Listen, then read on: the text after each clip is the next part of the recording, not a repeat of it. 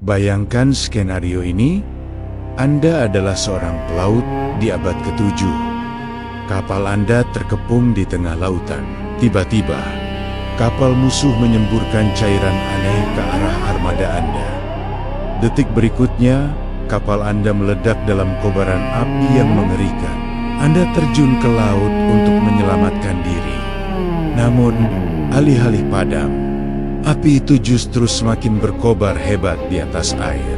Ia mengejar Anda, merambat di atas gelombang, dan tidak bisa dipadamkan dengan cara apapun. Halo semuanya, selamat datang kembali di Arsip Anomali Dunia. Apa yang akan kamu saksikan hari ini bukan sekedar cerita masa lalu biasa. Ini tentang sejarah masa lalu, tapi dibahas dengan teknologi atau perspektif masa depan.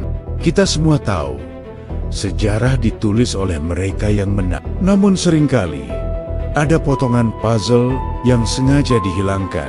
Hari ini, saya akan menghadirkan potongan puzzle tersebut untukmu. Sebuah fakta sejarah yang unik, aneh, dan mungkin belum pernah dibedah oleh siapapun sebelumnya. Dari manuskrip kuno yang membingungkan hingga artefak yang tak bisa dijelaskan oleh ilmu pengetahuan modern. Setiap episode akan membuka tabir misteri yang selama ini tersembunyi dari pandangan publik. Terima kasih sudah bergabung. Mari kita kupas tuntas anomalinya bersama-sama. Inilah api Yunani, atau dalam bahasa aslinya disebut Hegraflea, senjata pemusnah massal Kekaisaran Bizantium yang menyelamatkan Konstantinopel, jantung Eropa, selama berabad-abad. Ribuan tahun telah berlalu. Teknologi nuklir telah ditemukan. Namun anehnya, hingga detik ini, tidak ada satupun ilmuwan modern yang mampu menciptakan kembali formula persis dari cairan setan ini. Apakah ini murni penemuan kimia kuno?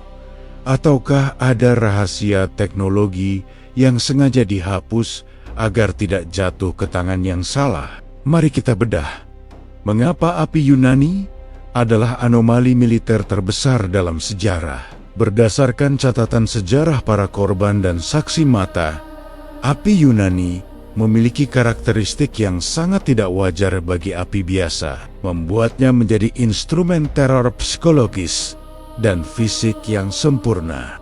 Karakteristik pertama dan yang paling mengerikan adalah water ignited, yaitu istilah untuk air saja terbakar, bukannya padam.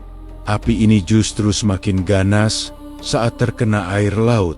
Ini melanggar semua hukum fisika tentang bagaimana api berbasis minyak seharusnya berperilaku. Musuh yang melompat ke laut untuk melarikan diri seringkali justru menemui kematian yang lebih mengerikan. Terbakar hidup-hidup di tengah air. Ini adalah pemandangan yang menciptakan trauma psikologis mendalam, sebuah neraka cair yang tak terhindarkan.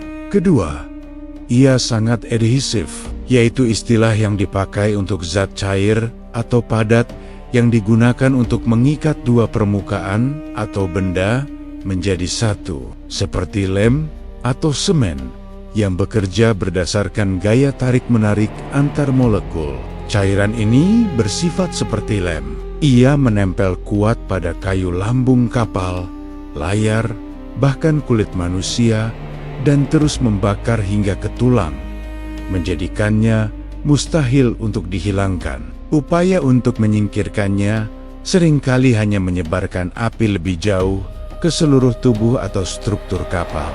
Para prajurit yang terkena semburannya tidak memiliki harapan. Mereka akan terbakar habis tanpa bisa diselamatkan. Properti ini memastikan kehancuran total pada targetnya, baik itu material maupun manusia. Dan ketiga, saat disemburkan, ia mengeluarkan suara menderu seperti guntur dan asap tebal yang membutakan. Efek audiovisual yang dramatis ini bukan sekadar produk sampingan, melainkan bagian dari desain senjata psikologis. Bagi musuh yang tidak memahami prinsip kimia, suara gemuruh dan asap pekat ini terlihat seperti murka para dewa.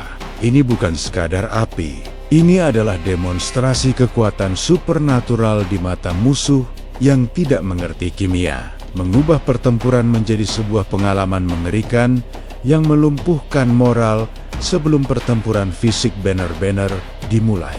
Karena rumusnya adalah rahasia negara tingkat tinggi yang dijaga ketat bahkan dari sebagian besar keluarga kaisar sendiri. Para ahli kimia modern hanya bisa menduga-duga komposisi pastinya. Teori yang paling dicurigai melibatkan 4 bahan utama. Yang pertama, kapur tohor atau quicklime. Kapur tohor bereaksi secara eksotermik, artinya menghasilkan panas yang hebat saat terkena air. Jika ini dicampur dengan minyak, reaksi panas itu bisa memicu api saat disiram air laut, menjelaskan mengapa api ini justru menyala lebih hebat di atas air. Kedua, nafta atau minyak bumi mentah. Bizantium memiliki akses ke sumur minyak mentah di sekitar Laut Hitam. Nafta adalah bahan dasar yang sangat mudah terbakar dan bisa mengapung di air, memungkinkannya menyebar luas di permukaan laut. Kombinasi nafta dengan bahan lain diyakini menjadi inti dari daya bakar api Yunani yang legendaris. Ketiga, getah pinus atau resin digunakan untuk membuat cairan menjadi sangat lengket dan memberikan durasi bakar yang lebih lama. Sifat adesif yang mengerikan yang membuatnya menempel pada lambung kapal dan kulit manusia kemungkinan besar berasal dari bahan ini. Resin memastikan bahwa sekali terbakar, target akan terus dilalap api hingga hancur total. Dan terakhir, kemungkinan penggunaan belerang dan fosfor untuk menciptakan efek ledakan, suara guntur, dan asap yang sangat mencekam. Belerang dikenal menghasilkan asap tebal dan bau yang menyengat, sementara fosfor dapat menyala secara spontan saat bersentuhan dengan udara. Campuran inilah yang mungkin bertanggung jawab atas efek teror psikologis yang menyertai setiap serangan api Yunani. Tapi, api Yunani bukan dilempar dalam botol. Ia disemburkan, dan disinilah keajaiban teknologi Bizantium. Bizantium menciptakan sistem pompa perunggu yang sangat canggih, yang mereka sebut sifon. Ini adalah pelontar api atau flamethrower pertama dalam sejarah manusia, jauh sebelum ditemukan kembali di era modern. Teknologi ini bahkan seringkali digambarkan dengan moncong berbentuk kepala naga atau monster laut, menambah kengerian psikologis di medan perang dan memperkuat citra senjata ini sebagai kekuatan supranatural.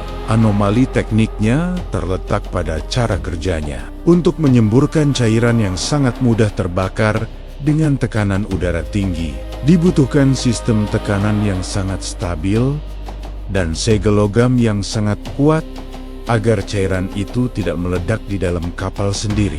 Para insinyur Bizantium harus menguasai metalurgi tingkat lanjut untuk menciptakan pompa dan nosel yang mampu menahan panas dan tekanan ekstrem dari reaksi kimia di dalamnya.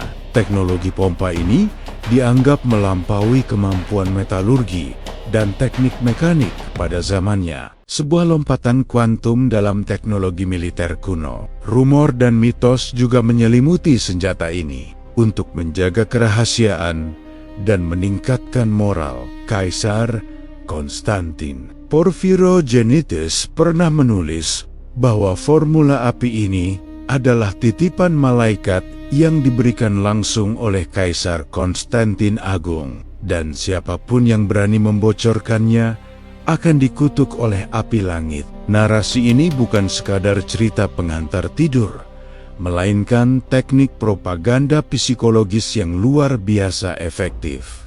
Ia menciptakan aura sakral di sekitar senjata tersebut, membuat para penjaga rahasianya berpikir 2 kali sebelum berkhianat, dan membuat musuh semakin takut. Namun, semua rahasia pasti berakhir Saat Konstantinopel akhirnya jatuh ke tangan Kesultanan Ottoman pada tahun 1453, teknologi ini menghilang total. Banyak yang percaya para ahli kimia Bizantium, yang dikenal sebagai ahli waris formula, memilih untuk menghancurkan semua catatan mereka atau bahkan bunuh diri daripada membiarkan rahasia sebesar ini jatuh ke tangan musuh. Mereka lebih memilih membawa rahasia itu ke liang lahat daripada melihatnya digunakan oleh penakluk mereka.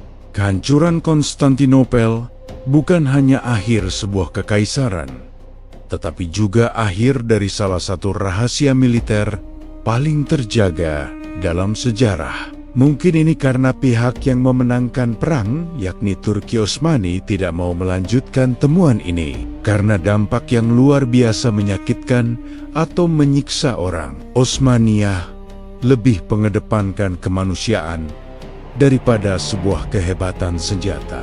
Islam mengajarkan adab-adab perang, tidak boleh berbuat berlebihan, tidak boleh menyiksa.